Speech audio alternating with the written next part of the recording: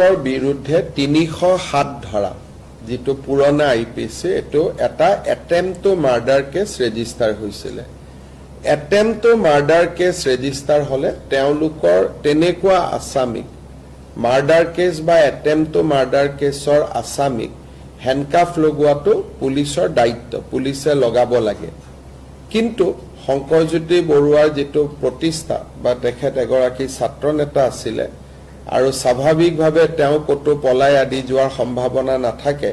সেইকাৰণে মই নিজে এসপি ডিব্ৰুগড়ক ফোন কৰি কৈছো যে তেখেতক আপোনালোকে যাতে হ্যান্ডকাফ নলগায় কিন্তু অ্যাটেম্প টু মাৰ্ডাৰ কেছৰ আসামি হলে হ্যান্ডকাফ লগালে আইনমতে কোনো তাত ভুল নহয় কিন্তু তেখেতৰ প্ৰতিষ্ঠাৰ প্ৰতি লক্ষ্য ৰাখি মই নিজে ইন্টাৰফেয়াৰ কৰিছো আৰু মই নিজে কৈছো যে এবিলাক নকৰিব